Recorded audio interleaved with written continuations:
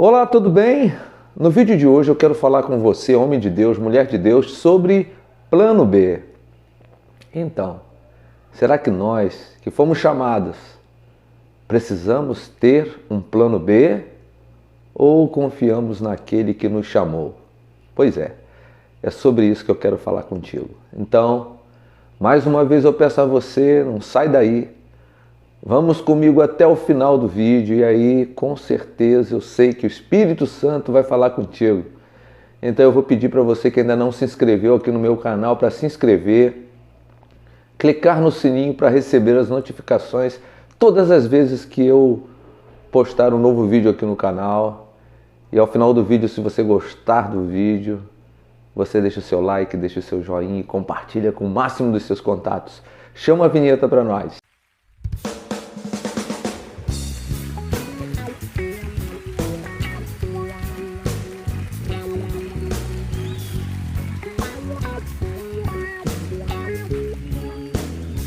Pois é, eu me deparo com muitos servos do Senhor, homens de Deus, mulheres de Deus, pessoas que foram chamadas para o ministério, que às vezes de alguma forma decepcionadas, elas querem tomar atitudes extremadas e repentinas, como se elas fossem donas do seu nariz.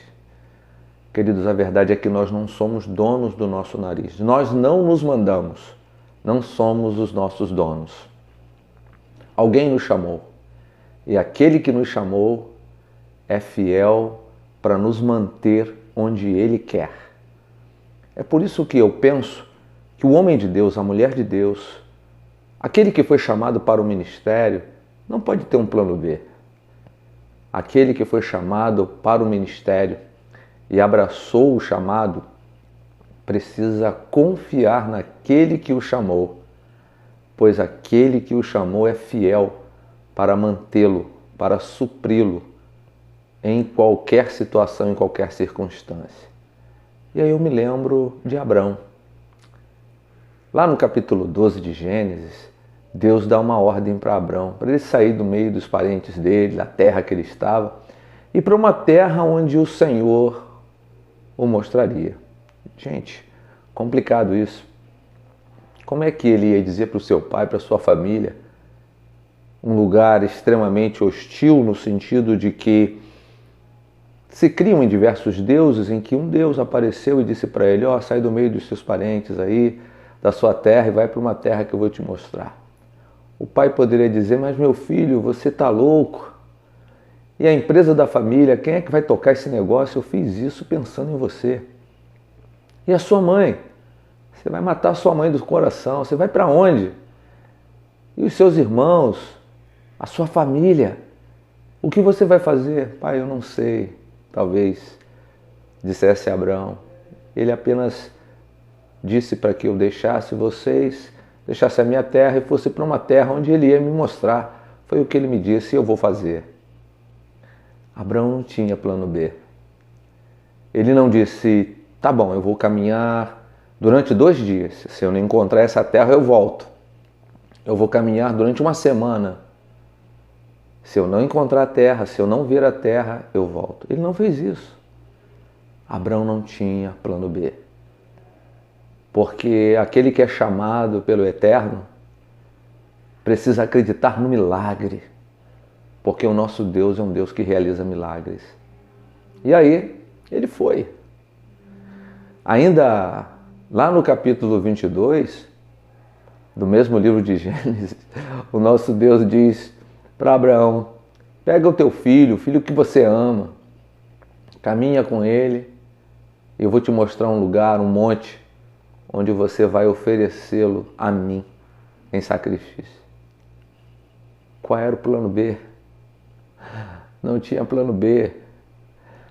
Ele tinha que obedecer ao Eterno e saber que aquele que o chamou era fiel para ressuscitar o seu filho, o filho da promessa, e colocá-lo de volta em seus braços.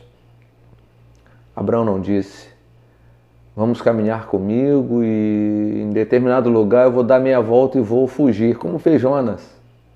Abraão não fez isso. Abraão sabia que não tinha plano B. Aquele que é chamado e abraça o chamado não cria planos para se não der certo. A verdade, ele aguarda o milagre. E foi o que aconteceu. O escritor aos Hebreus diz que Abraão teve o seu filho de volta da sepultura, né?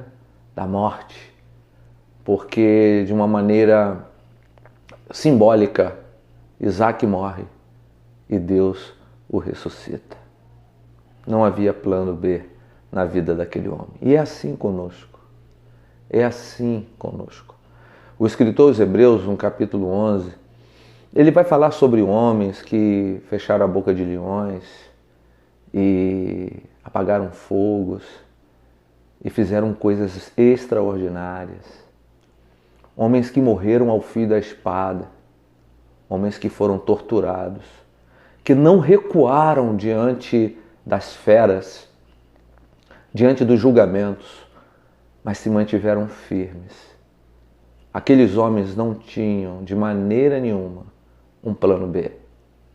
Eles aguardavam um milagre. A Bíblia nos diz, na sequência daquele texto de Hebreus, que o mundo não era digno deles. E é isso. Quando somos chamados por Deus e abraçamos o chamado e o ministério, nós não temos um plano B. Nós aguardamos o milagre, porque aquele que nos chamou é fiel para cumprir as suas promessas, é fiel para nos abençoar e para nos livrar do fogo, dos juízos humanos, das dificuldades que a vida nos apresenta. Então, você não pode de maneira nenhuma ter um plano B, fazer um caminho para você caminhar por ele, tomar decisões por si mesmo. Você não pode fazer isso. Judas achou que podia fazer isso. Judas achou que ele poderia ter um plano B. E veja só o que aconteceu com ele. Depois de voltar lá e lançar aquelas 30 moedas de prata aos pés daqueles homens religiosos, ele não suportou a pressão, deu cabo da sua vida. É o que nós temos visto e ouvido durante muito tempo. Homens de Deus que foram chamados, dando cabo de suas vidas. Muitos deles porque querem ter um plano B.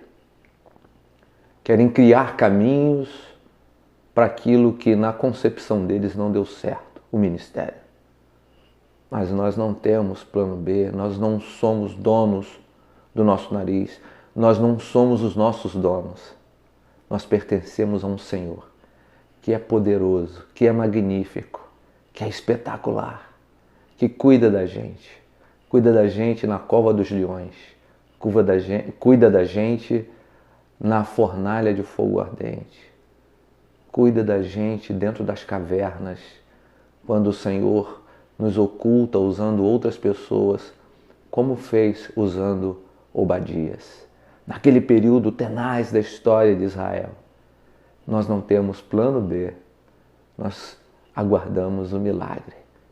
Então permaneça no Senhor, permaneça em Cristo e continue desenvolvendo o seu ministério, o seu chamado, porque Ele está com a sua mão poderosa sobre a tua vida.